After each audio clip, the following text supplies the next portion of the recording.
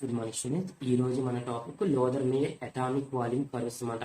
అయితే ఏదైనా ఒక ఎలిమెంట్ యొక్క అటామిక్ వాల్యూమ్ తెలియాలంటే అటామిక్ వెయిట్ డెన్సిటీ యొక్క రేషియో తెలిస్తే ఆ ఎలిమెంట్ యొక్క అటామిక్ వాల్యూమ్ తెలిసిపోద్దని చెప్తున్నాడు. So atomic volume is equal to atomic weight by density. ఓకేనమ్మా, atomic volume is equal to ఏం చెప్తారు, అటామిక్ వెయిట్ బై డెన్సిటీ అన్నమాట.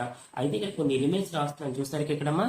ఈ ఎలిమెంట్స్ లో ఈయన ఏం చేశాడంటే ఇక్కడ కొన్ని ఎలిమెంట్స్ రాయిపోతున్నాను ఈ గ్రాఫ్ ప్రకారం. అయితే ఈయన ఒకే రకమైన ప్రాపర్టీ కలిగిన ఎలిమెంట్స్ ఒకే గ్రాఫ్ లో ఒకే పొజిషన్ లో ఉంటాయి. ఇప్పుడు సపోజ్ చూడండి, ఇక్కడ టాప్ పొజిషన్ ఉందనుకోండి, ఒకే రకమైన ఎలిమెంట్స్ యొక్క అంటే ఒకే రకమైన ప్రాపర్టీ ఉన్న ఎలిమెంట్స్ అన్ని కూడా టాప్ పొజిషన్ లో ఉంటాయి. ఫర్ ఎగ్జాంపుల్ చూడండి, లిథియం, సోడియం, ఓకేనమ్మా, పొటాషియం, రుబీడియం, ఓకేనా. నెక్స్ట్ చూడండి సీసియం. చూసారా, lithium, sodium, potassium, rubidium, caesium, వీటన్నిటికీ చూడమ్మా ఏ పొజిషన్ ఇస్తున్నాను చూసారు నేను. ఇవన్నీ కూడా ఫస్ట్ గ్రూప్ ఎలిమెంట్స్, అందువల్ల ఇవి ఫస్ట్ పొజిషన్ లో ఉన్నాయని చెప్పచ్చు మీరు. ఓకేనమ్మా, ఇవన్నీ కూడా లోదర్ మేయర్ మనం గ్రాఫ్ చెప్పుకుంటున్నాం. అన్ని కూడా ఏం చెప్పచ్చు మీరు, ఫస్ట్ గ్రూప్ ఎలిమెంట్స్. అందుకని వీటన్నిటిని నేను ఎక్కడ పెట్టాను, ఆ గ్రూప్ లో ఫస్ట్ పొజిషన్ లో పెట్టేస్తాను అనమాట. చూడండి, మీకు వీటితో పోలిస్తే సెకండ్ గ్రూప్ ఎలిమెంట్స్ యొక్క ప్రాపర్టీస్ కొంచెం తక్కువగా ఉంటాయి.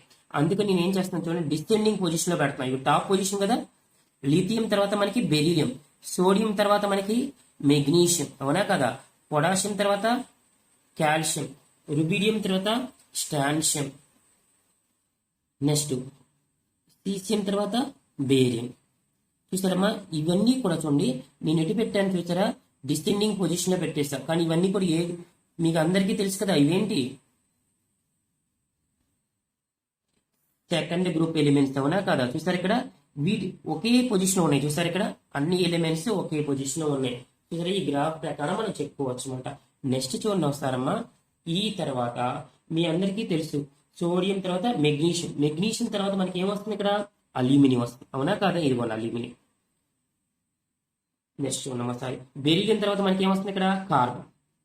ఓకేనమ్మా, మీకు పొజిషన్ చూడండి ఒకసారి, బెరీలియం తర్వాత కార్బన్, మెగ్నీషియం తర్వాత అల్యూమినియం, అవునా కదా. సో మనం ఇలా కనెక్షన్ తీసుకోవచ్చు మన ఇక్కడ. తర్వాత చూడండి ఒకసారి, మళ్ళీ ఇక్కడ హాలోజన్స్ రాస్తున్నాను ఇక్కడ, beryllium, magnesium, calcium, strontium, barium. చూస్తారు కదా, బెరీలియం తర్వాత కార్బన్, మెగ్నీషియం తర్వాత నేను అల్యూమినియం తీసుకున్నాను. మీకు హాలోజన్స్ తెలుసు కదా, ఏంటవి, ఫ్లోరిన్, క్లోరిన్, బ్రోమిన్, అయోడిన్. అయితే వీటిని నేను ఏం చేస్తున్నాను, నేను ఇందాక డిసెండింగ్ పొజిషన్ లో ఏం పెట్టాను ఇక్కడ, ఆల్కలీన్ ఎర్త్ మెటల్స్ ని డిసెండింగ్ పొజిషన్ లో పెట్టేసా. టాప్ పొజిషన్ లో ఆల్కలీ మెటల్స్ ని పెట్టేస్తా. బట్ హాలోజన్స్ ని అసెండింగ్ పొజిషన్, ఇక్కడ డిసెండింగ్ పొజిషన్ ఉంది కదా, అసెండింగ్ పొజిషన్ లో నేను ఏం పెట్టమన్నా ఇక్కడ, నేను క్లోరిన్, చూసారా, బ్రోమిన్, అయోడిన్. చూసారా, హాలోజన్స్ అనే వాటిని ascending position of the curve యొక్క అసెండింగ్ పొజిషన్ లో మాత్రమే నేను ఇక్కడ రిప్రజెంట్ చేస్తాను, అవునా కదా. మీకు మళ్ళీ చూడండి, అల్యూమినియం కి క్లోరిన్ కి మధ్యలో ఎవరు ఉన్నారు, ఇంకా నేను ఇక్కడ ఏం తీసుకున్నా అంటే ఫాస్ఫరస్, సల్ఫర్. ఓకేనమ్మా.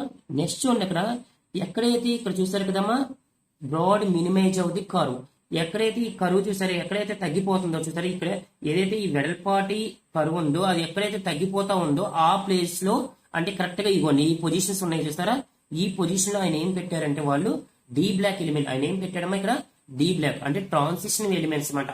ట్రాన్సిస్ ఎలిమెంట్స్ యొక్క చూడడం ఒకసారి, ఎప్పుడైనా సరే ట్రాన్సిస్ ఎలిమెంట్స్ యొక్క ప్రాపర్టీస్ అనేవి ఎలా ఉంటాయి అంటే మీకు ఇక్కడ సిమిలర్ గా ఉంటాయి.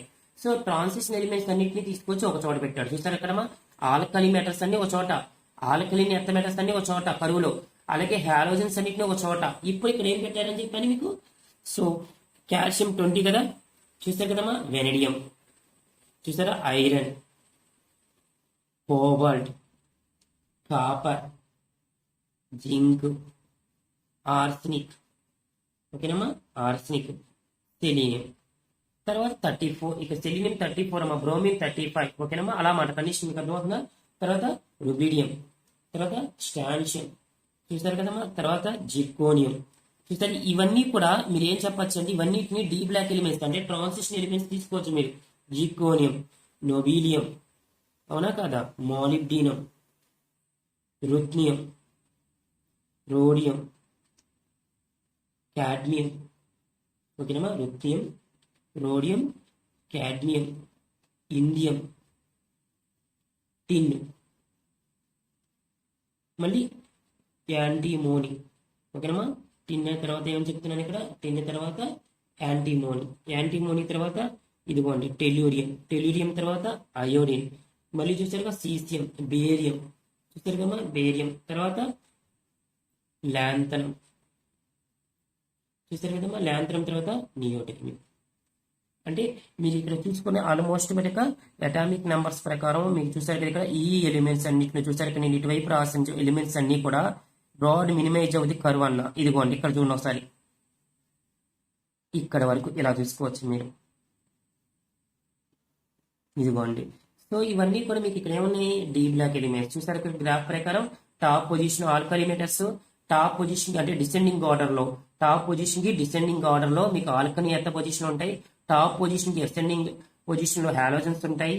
అలాగే మీకు ఇప్పుడే చూసారు కదా బ్రాడ్ మినిమైజ్ అవుతుంది కర్వ్ లో, మీకు ఏం చెప్పవచ్చు, మీరు ట్రాన్సిషన్ ఎలిమెంట్స్ ని మనం రిప్రజెంట్ చేసుకోవచ్చు. Thank you.